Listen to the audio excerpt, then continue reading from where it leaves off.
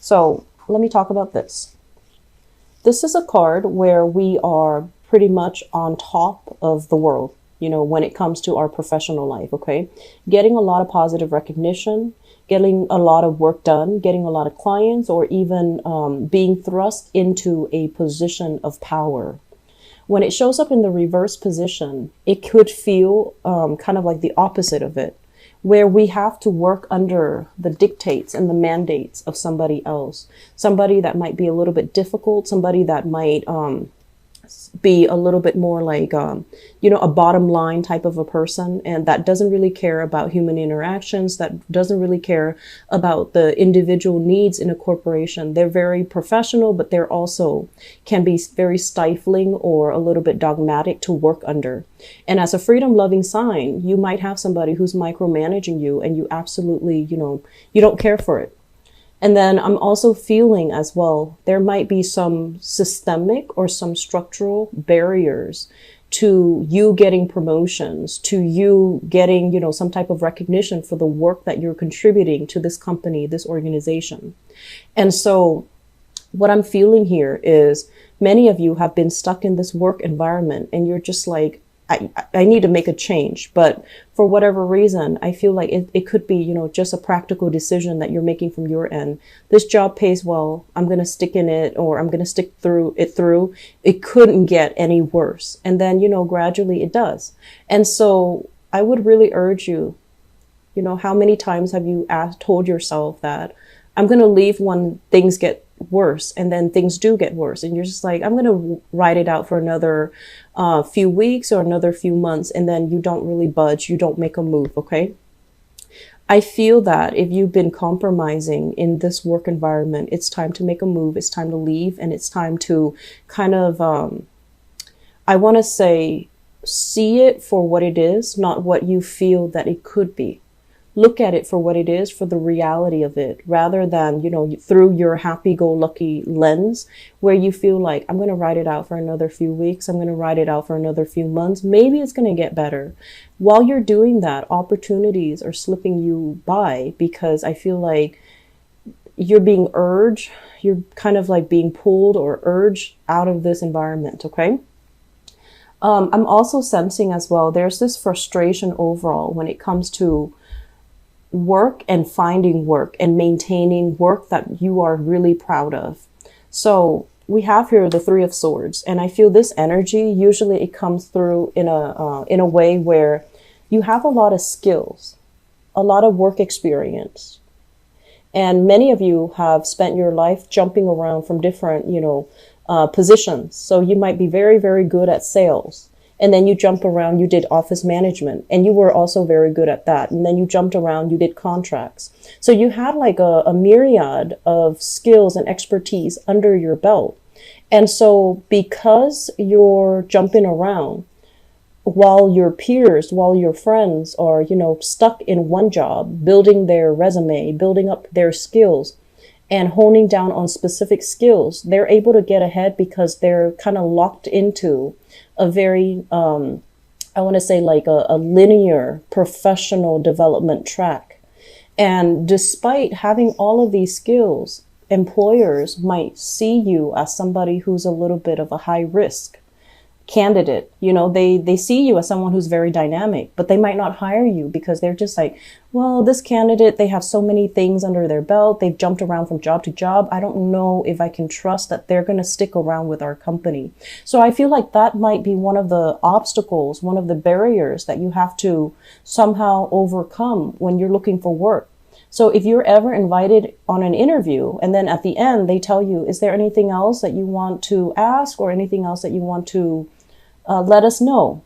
This is the time to speak up. This is the time to say, I know that based on my resume, I'm not a traditional candidate, but I have all of the wisdom and all of the skills and all the leadership qualities and things like that you definitely should consider. So that's the time where you throw that in, where you kind of explain yourself, where you make yourself a lot more relatable, where you tie in all the disparate job, experiences that you have and how that contributes to the person that you are, full of wisdom, full of power, and someone who is a lot more flexible. Okay. So I feel a lot of frustration here for people when it comes to finance, when it comes to employment, when it comes to like feeling a little bit frustrated. And I almost want to say like you're beating yourself up because you're comparing yourself to other people who might have graduated from the same school, who might have been in the same profession as you, who might have started, you know, at the same time you started. And you're looking at their life right now and you're just like, why am I not able to climb that ladder? Why am I not able to get ahead? Okay. So that's one area where I feel like you want to create a narrative, create a story for yourself so that you can tell others. And I feel that it's going to create a major breakthrough when it comes to job interviews, when it comes to presenting yourself in a manner where you don't have to be apologetic for all the things that you've done. You just need to own up and stand firm and talk about how those experiences strengthen you as a candidate, or how those experiences have strengthened your ability to resolve conflict, to look at the big picture, and to be very, very firm in your beliefs, or to be very, very firm in your position. Okay, so that's going to go a long way. So exude confidence. Don't be apologetic. Exude confidence when you're trying to get that job interview, when you're trying to present yourself like this. Okay. Let me talk about the relationship sector because that is coming out. Many of you are financially tied up with another person, and I feel it is a relationship partner. The relationship doesn't feel to me to be entirely, I want to say positive and right for you. I mentioned before, you have a partner that is draining your financial resources.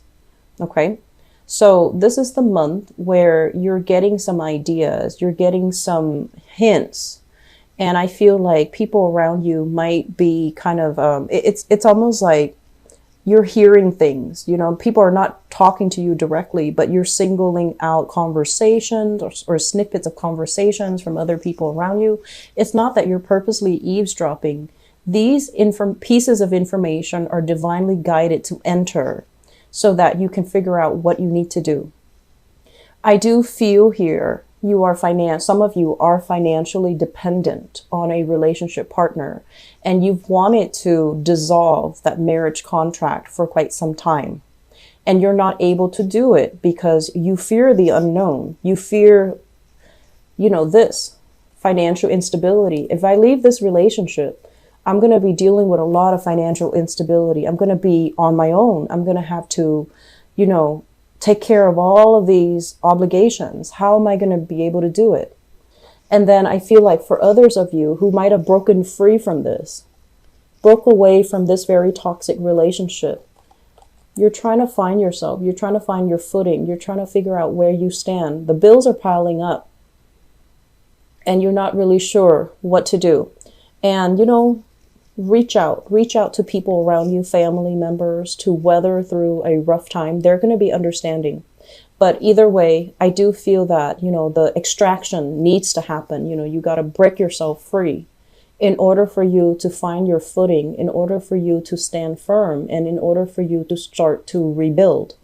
I feel like the Scorpios, I just did the reading for Scorpios, and both of these cards fell out for Scorpios. And what that denotes to me was they're breaking free. They're at a point where they have broken free recently. And the rebuilding process for them, it might have lasted like 3 years, the past 3 years. And for you guys, many of you are starting to see this and you are going to break free. And the rebuilding process, it doesn't happen overnight. It doesn't just automatically happen. Things don't drop on our lap. We need to be very firm about where we stand first. We need to be alone to really think about what's my next step? What have I done in the past that didn't work? And where do I need to realign myself? Where do I need to leapfrog to so that I can find something else that works? And I'm also sensing as well, this is also a toxic business relationship partner where one party was completely dependent on the other to kind of keep things afloat.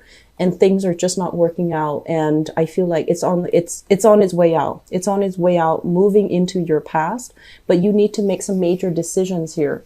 about whether or not this is worth it anymore. And are you capable of just doing things on your own? Okay. There's a big element here of free will. We don't have a lot of major arcana cards, only 3 of them. But the way that they fall out, it's all about, getting to know yourself with this Hermit card, knowing about, where you've been, where you need to go, and what you need to do in this moment in time. And it's all about your will, exerting your will into your environment so that you can get what you need. Okay. It's not about being pushy, but it's just mainly about taking action and being very decisive about the decisions that you make, and don't waver, don't doubt yourself. And then we also have this as well, breaking free from bondage and allowing yourself to kind of own your life again, re-own your life, or, reinvent your life. And so the other cards scattered throughout deals with a lot of inner conflict, inner tension. And it also deals with situations where, how did things get like this? How did I allow myself to, ignore things? How could I sweep things under the rug for so long? How did I'm sensing let myself go. So this is not taking care of things when they're due, not taking care of the practical things in our lives, not taking care of the foundational things in our lives, such as, paying the bills on time, or taking care of I'm seeing for many of you, you might have been a little bit grief stricken the past few years because of, people passing away, deaths in the family, or even estrangement when it comes to you and your children. And then the house might have fallen apart and you never, got things repaired in a timely manner. And now that you're kind of waking up from this slumber state, you're just okay, I need to tackle things head on. Where is the money going to come from? How am I going to be able to balance out that budget? How am I going to be able to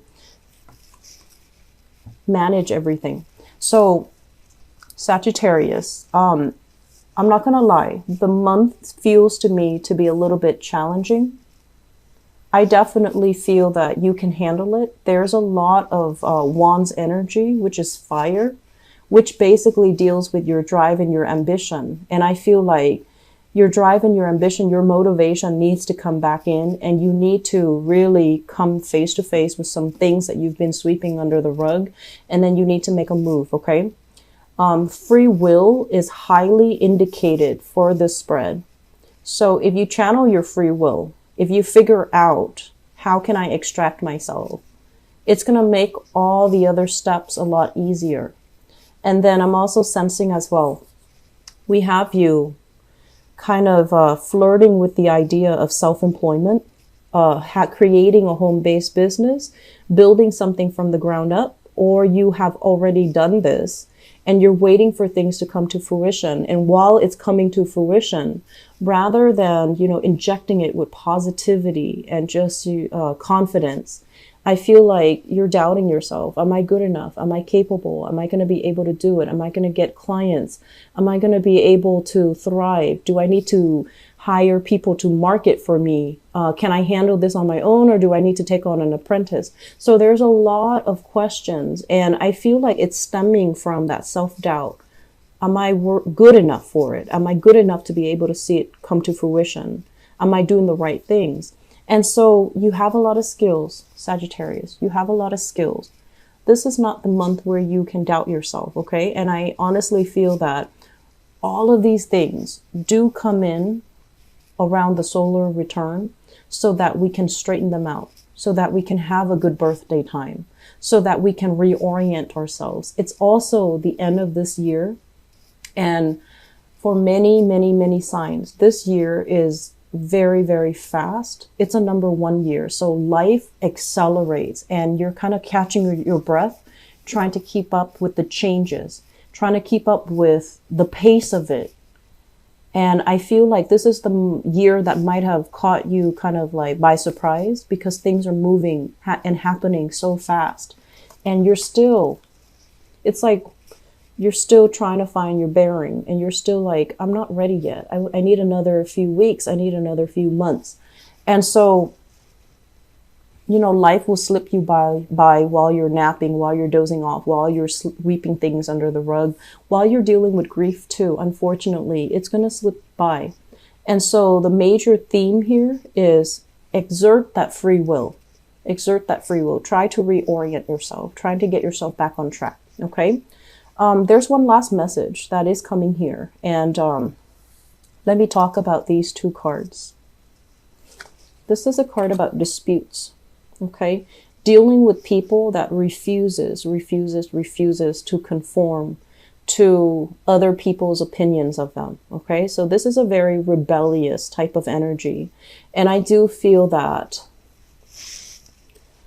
for some of you, if you have children, children are going to be a handful. They have always been a handful because, you know, by the nature of your parenting style, I feel like it's not like I'm saying this is your fault, but by the nature of your parenting style, you've raised children that are very independent. You value the fact that, you know, you always emphasize that they need to take care of themselves, that they need to think for themselves. And as a result of it, they're very independent. And that's a great thing. That's something you should be proud of. You like that they can take care of themselves. You like that they're successful. You like that they can, you know, make their mark in the world. But when this sense of independence is kind of directed your way, where they don't listen to what you have to say, where they don't feel like where they feel like they're just naturally rebellious against what you have to say or your intrusion into their lives, it can feel a little bit painful. And so my advice here is we can't control what other people do. We can't control what other people believe. And so pick your battles, okay? If you want to maintain that peace and harmony, maybe both parties need to soften up. Maybe both parties need to stop stepping on each other's toes. And maybe both parties need to, you know, just back off.